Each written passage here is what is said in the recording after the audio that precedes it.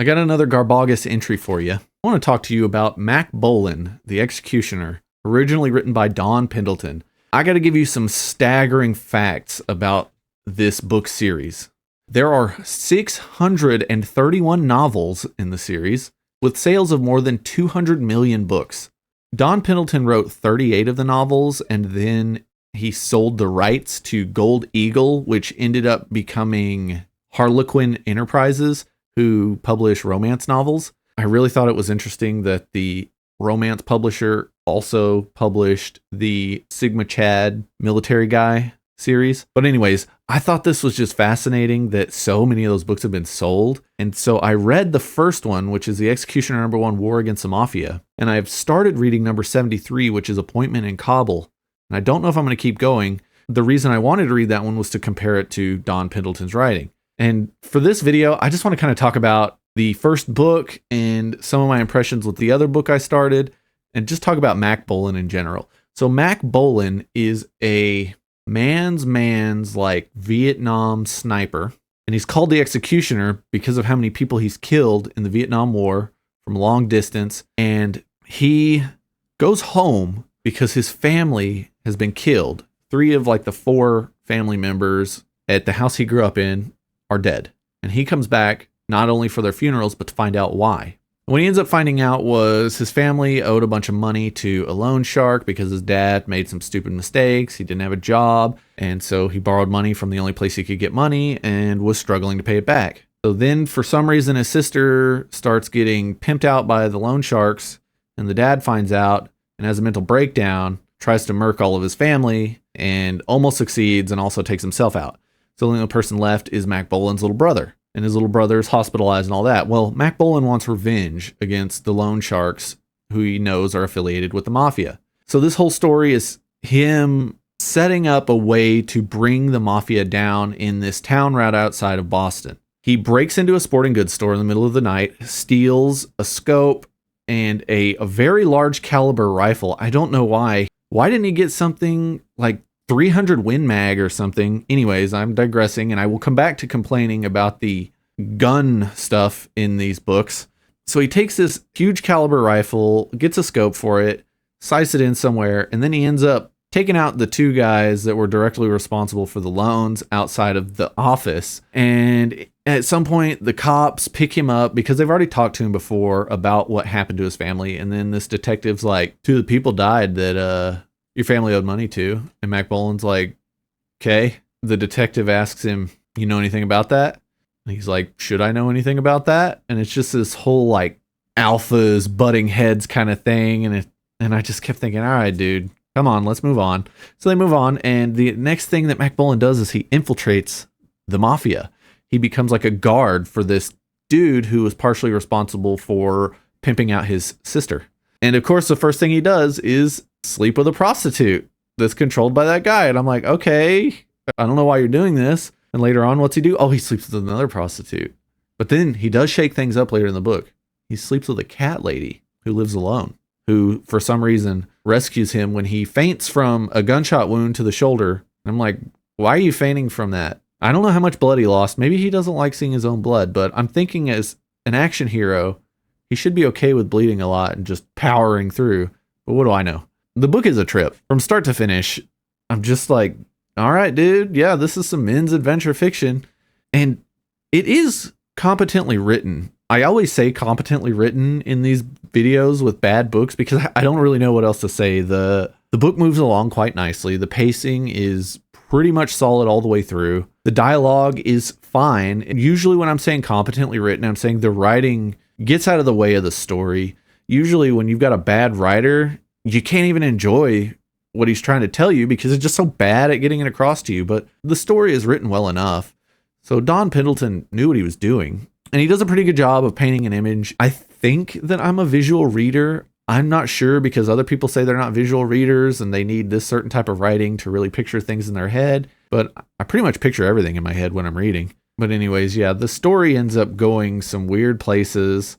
Like I said, he sleeps with 2 prostitutes and a cat lady, and I'm not sure why those were in the story at all. And there's this interesting twist with one of the characters that he deals with throughout the story that was fine, but it literally came out of nowhere. It's just straight up, oh, hey, what are you doing here? And he's like, can I take my shoe off?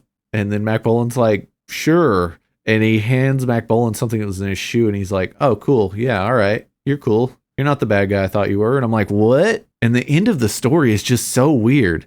He's at war with the Mafia and they're all entrenched in this mansion. And all he's doing is firing like long range things at them. And I have no idea where he got this military grade arsenal, but he did. And so he fragged a bunch of dudes and he won. Cool, I guess. So the story was all right. And then I moved on to Appointment in Kabul. And I was like, this is very different. It starts off, boom, right in the action. And we're going after it.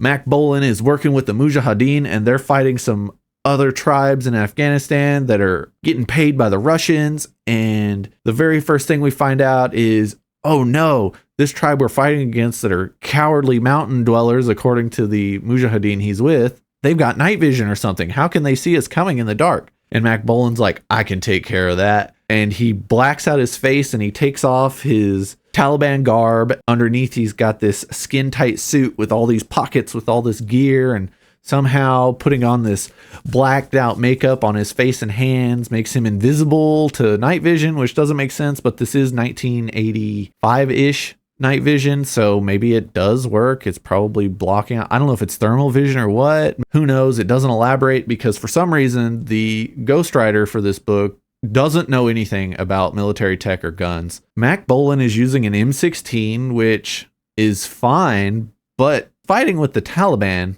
who have a bunch of Soviet weapons. So why is he using an M16? Not only is he never going to have any replacement parts, which he probably won't need in this short excursion, M16, contrary to what most people say, is a very reliable weapon, even in 1985. Where's he going to get ammo? Where's he going to get more mags? And then talks about his other two guns that are his reliable ones. Also, the dude's carrying 3 guns. Why? One is a 44 caliber auto mag pistol. These things are so stupid. They're very unreliable. They're straight up trash. They're firing a cartridge that you will never find in Afghanistan, but it makes you look badass. So I guess that's why he has it.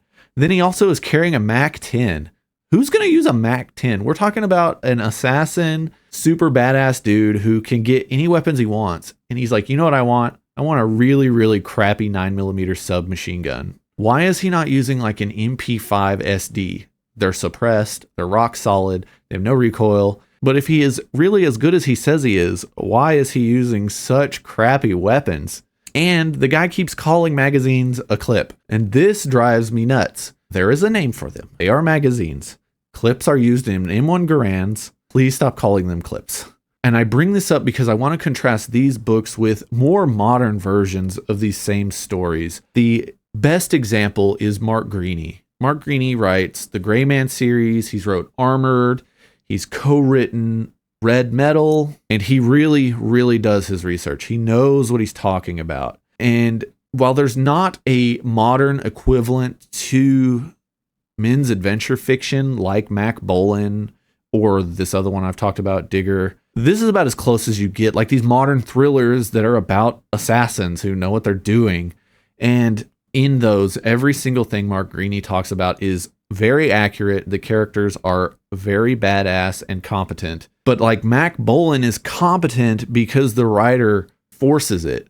But in Mark Greaney's novels and other modern writers like that, the characters are competent and excel in the situations they're put into. I guess the best way of saying this is the Gray Man, no matter where you put him, will do a very good job of defending himself because he has the mindset, the tactics, and the skills to survive these situations. But Mack Bolan survives these situations because they are written in a way that allows him to succeed in spite of him being incompetent because the writer doesn't do their research. And that really bothered me. The first book, it wasn't nearly as bad. I think Don Pendleton was a lot better, but I really think when they're phoning them in, when it gets to like number 73 and stuff, it makes it where I can't read them. They're just doing a disservice to the reader. They're assuming you are a moron, which I know the kind of reader that read these back in the day because I have an older family friend who would say stuff like, well, you can take a Glock through a metal detector because it's plastic. It's like, bro, the handle is plastic. The rest of the gun is made of metal.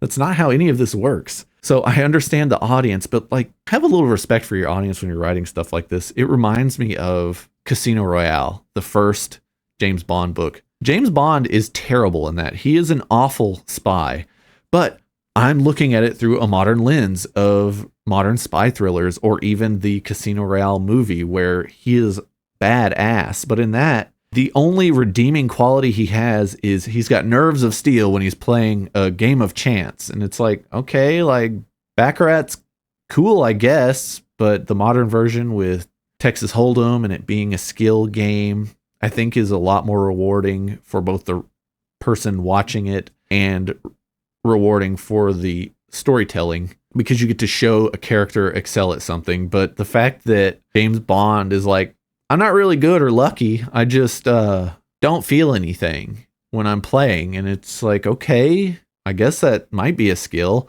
And then, of course, the way he treats women. And then there's like this chase scene. And it's like, could you be more incompetent? How are you a spy? And I think that that's my biggest issue so far when it comes to this adventure fiction is I don't think that the writers had respect for the readers when they wrote them.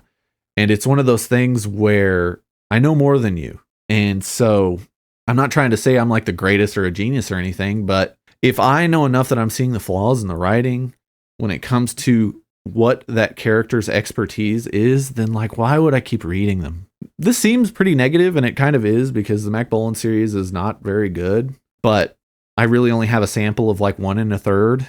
Maybe some of them are better than others. You know, let me know in the comments if there are some Mack Bolan bangers. I would like to read them, especially if they're like the first 5 books that are on audio, because these are a lot more digestible in audio. I was burning through Appointment in Kabul. I will say that while the author knew nothing about guns or military tactics and barely knew anything about Afghanistan or the people that live there, he can write a very easy to read sentence. I was burning through the book in ways I normally don't. I think that's it for now. I can't recommend Mack Bolan to anyone. I am glad that I have partaken in the Don Pendleton experience, but I don't know if I will do it again, unless some of you convince me otherwise in the comments. Thanks for watching. With that, I'll see you next time.